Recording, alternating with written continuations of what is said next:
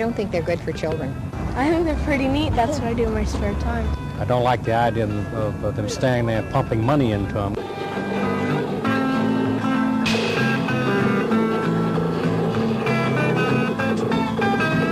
The industry's doing real well.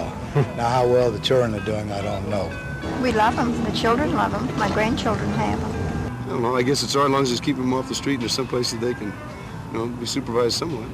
I had a concern that I really wasn't sure what type of a draw this was going to have, not only on the other children in the community, but my own. Would they start going in, playing games there instead of doing things like reading, which I wanted them to do, their homework after school? They'd get involved playing with a lot of these games. That has not happened. The problem is, and maybe societies haven't dealt with this properly, but what do you do with youth when they congregate? Are we saying that there are no benefits to have young people together? What kinds of alternatives are we providing for our youth today? And are we not going to possibly take just one more thing away from them? Suddenly, coin video games are turning up all over the country, in supermarkets, barbershops, doctors' offices, bookstores, even in the jury room at the municipal courthouse in San Jose, California. Well, naturally, we have some questions. Where do these games come from? What effect do they have on the players? And what happens when they appear in our communities? To get some answers, let's go to the source. This is Sunnyvale, the heart of California's famous Silicon Valley. Coin video games were born here in Sunnyvale less than a decade ago when a small company called Atari introduced a game called Pong.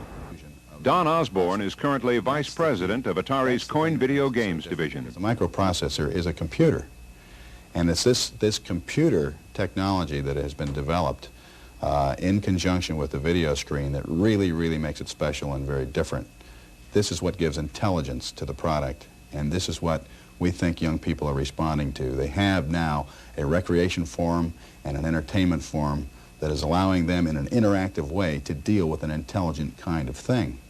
And what you essentially have is you have a cadre of very bright, young, excited, enthusiastic engineers who are programming the memories of these video games and feeding intelligence into these video games to challenge players. It has to be easy enough for the person who's never played a video game before to walk up and play it for a sufficient length of time that he doesn't feel like he's had his quarter stolen right out of his hand. But it has to be challenging enough that the expert player can come up and play it and be challenged by it and not be bored by it. I'm really interested in the bizarre quality of life on Earth, but not necessarily the everyday business. I'm really, like Centipedes is sort of, and it came out sort of because I don't like spiders. That's a lot of how that happened. And the spider in that is very cartoonish and mischievous and just irritating, really. And I liked, having my way over a spider. Well, that's what the game makers are aiming for. Color, sound, excitement. But what really happens when a player puts a quarter into a machine? Gives you a feeling of power. You can destroy all these creepy crawly things. It's a way to spend an evening with the family, and the cost is minimal. You work hard at it, you try different tactics and stuff. It's just fun. It's challenging. It always changes. It's always something different. And I go crazy when I get on Pac-Man. You'd think I was 10 years old again. At the University of Connecticut in Stamford, psychologist Jerry Seeholster is interested in the broader implications of video games. I suspect it's going to take a concerted effort on the part of the kids, the parents, the game owners, the arcade owners, and perhaps even the manufacturers, sort of an educational push. It seems to me that the control of all of the problems that have been cited against games lies in the hands of the people who play them, lies in the hands of the people who offer them, the arcade owners, and certainly in the hands of the people who produce them. The impression that I get from reading a lot of the anti-video game literature is that the parents feel that these forces are out of their control, totally out of their control. It's almost as if these these games are going to steal their children from them and make them into robots or something like that. But it lies in the control of the people who are involved in them. Since video games first began making their appearance in local communities, the same questions have been asked so many times that we now begin to see a pattern emerge of how the issue rises and how it's settled by local communities. This is Westchester County, about 25 miles up the Hudson River from New York City. The issue came up first here in the village of Irvington and then spread quickly to other communities. Now it's taken the form of a proposed video game ordinance. Some thoughts about all of this from the town supervisor, Charles DiGiacomo, who's the highest elected official in the area. In Westchester County right now, there's probably 7 or 8 communities, towns and villages that have restrictive ordinances with regard to video games and arcades. And the towns and villages that do not have them, they're getting pressure now from various groups that they institute these types of ordinances. To me, it makes absolutely no sense at all, because I know there are very young people that use these games and middle-aged people and older people that use it. And I think that young people should be allowed to use it because it helps them with the reflexes and eye coordination. And I think it's a valuable tool for all of us, and it's a great way, I think, to get a lot of pleasure out of this type of thing.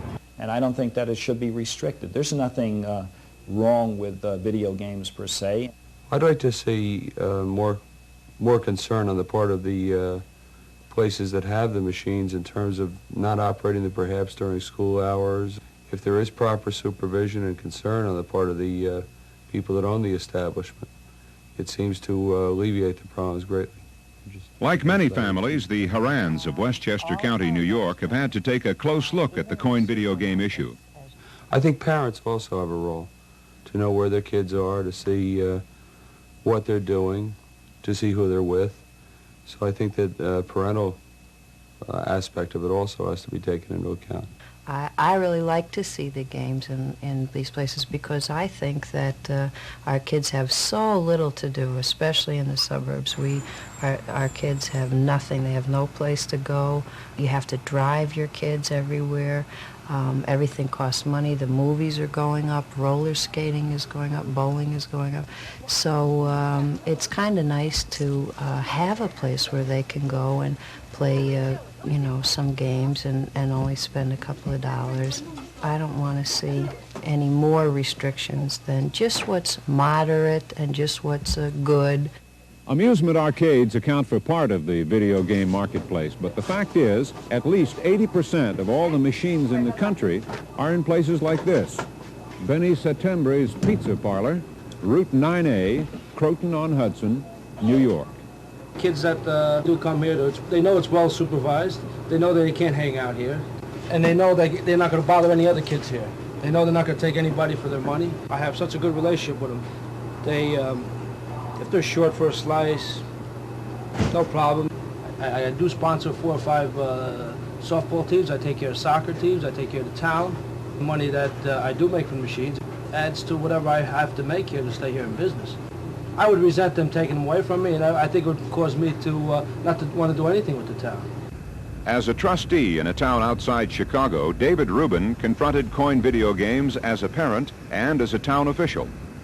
My feeling, if I were to make suggestions to other communities, would be that I think there is a certain amount of airing of the whole issue that has got to be done when it first occurs. I think that tends to diffuse some of the emotions that probably will arise when the first game shop operator decides he wants to come into the community. You obviously have got to sort of police the hours that this thing is open, close them at reasonable times so that the children aren't hanging around, that they don't have some place to go late in the evening. But short of that, I think it really comes down to how well the parents discipline their children and how they use their time. And I think there is a place for these types of games in the life of a child. Hi, I'm Sergeant Sweeney. I'm a sergeant in the 24th Police District in the city of Chicago. Prior to the 24th District coming into the Rogers Park community here in Chicago, they had a problem with gangs. A couple of kids got injured, one got killed. But during that same week, we had our first game room open up Since that time, we haven't had another game war. Recently, the city fathers of the city of Chicago felt that it was a necessity to make it a law that you have to be under the, you have to be 18 years of age in order to even enter into a game room. It would mean that the kids would be back on the street, gangs would be out there recruiting again, and it would be just too much of a problem and a headache. So I went down to the city council and I gave testimony as to what the police department's side of the view was. City fathers decided not to enact the law after I gave my testimony and after they heard other testimony as to our side of it as far as the police department is concerned. When we play the games here, or we go to any game room, you know, we're keeping us off the streets, and it's not like we're starting any trouble or anything, we're learning. I noticed at the time, largely because my kids have been spending a lot of time playing arcade games, and I was trying to play them, that people develop incredible levels of expertise in playing the games. Here on campus at the University of Illinois, Champaign-Urbana, Professor Emmanuel Donchin heads up the psychology department and a research project to determine whether or not video games can be successfully used in training to develop and maintain specific skills. We're interested in analyzing the game into its component skills and find out if there are different skills, each of which is separately trainable. It looks like we can analyze the game into its component skills. The next phase would be to find out if you train skills in one game, if you can transfer the skill that you have developed into another situation. If so, then the games can become rudimentary training devices. You can talk about pilot training, tank gunnery trainers, controllers of nuclear power plants, any kind of situation in which a human has to interact with a very, very complex machine and control it. Dr. Harold Abelson is a scientist at the Massachusetts Institute of Technology in Cambridge. He uses video games in his Project Logo. The Logo project is a project that's been going on at MIT since about 1969. And what we've been trying to do is find effective ways to put computer power in the hands of children and all sorts of people. We found that computers can be a wonderful way to get people to explore physics by making games and having things move on the screen and understanding that. And Logo is in some sense a vision of how computers can be used to make education much more creative and take some of the real creativity that comes with working with a computer medium and putting that at the service of education. As a school psychologist and special consultant to a Long Island, New York school district, Peter Favaro explores the potential of video games to increase understanding between parents and children. And I've developed a manual which teaches parents how to use the games to gain access into kind of the experiential world of the child. I teach parents techniques of what they can do with children to find out what children are thinking, to find out what's going on in their fantasies, to find out what their child's issues are. Games can be used, if used correctly, to facilitate communication between parents and children. It's a vehicle around which cooperative interactions can occur. For the most part, like the values that he's going to receive are those things that I'm going to teach him. And him coming to a game room is not intrinsically bad. It's not going to harm him to play a game. Personally, I don't feel like it's the responsibility of government to legislate what my kids can do and what they can't do. Being Christian people, we don't want to go any place that would give us a bad reputation or otherwise. We'd rather come to a place that's a family operation and run cleanly. At last count, there were almost 10,000 coin video game operators across the USA. Here in Atlanta, Georgia, operator Steve Goot is helping to make a good name for coin video games. We're out actively seeking church groups, communities, and families. We try to make ourselves unique in the fact that we recognize that problems could exist in an operation like this. We try to appeal to the community. As an example, we want that mother to bring her child here while she's shopping. We want her to feel free to drop that child off and to feel free when she comes back to walk in herself and that she won't be harassed by teenagers who are unruly. This type of operation does not allow that type of thing to happen. It is well lit. It is well supervised. We're looking to do away with the reputation that the old arcade or game room around the corner or pool hall once had. This is something we've done voluntarily. We would hope that this could be done voluntarily all over the country.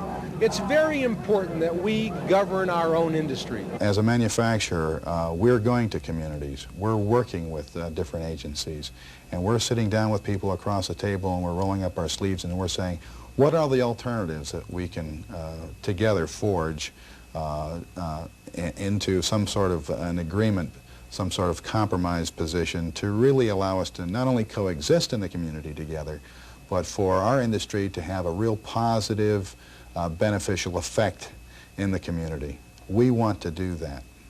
Right now we're working with Atari and other game operators to set up some pilot programs at some of our community centers. We've got a special Youth Month program coming up in San Jose where we're focusing positive attention on young people in San Jose, and as part of this with Atari we're looking at setting up these game rooms in our community centers at different geographic places throughout the city. Here in San Jose, California, Youth Commissioner Neil Christie gave his support to the local kids in confronting coin video game opposition before it started. Well, the City Council directed their administration to come up with a set of guidelines, and the things they're looking at are how much supervision should be in the game room, what type of hours should there be so they don't conflict with school schedules where young people are maybe cutting school. And so they directed the city administration, the police department, and the San Jose Youth Commission, which is the youth leadership group in the city of San Jose, to jointly come up with a set of guidelines that would go back to city council. We need preventative type of programs. Let's get them into something positive instead of having to deal with them in the juvenile justice system. And I think by putting this type of program together, which is incorporating the business community as well as the government and working with young people together, I think is going to be sort of the prototype program for the future. Instead of having more juvenile jails and things like that, these are the type of things we have to do, and hopefully a lot of the other communities are going to look at that in that positive vein instead of the negative vein of what's the problem with it, instead of saying how can we use these to best serve both young people in our city and communities. We've traveled around the country and seen how coin video games represent a computer-age challenge in human relationships that's as old as youth itself. And we've also seen how parents, businessmen, elected officials, and the players themselves are programming a response that we can live with and play with.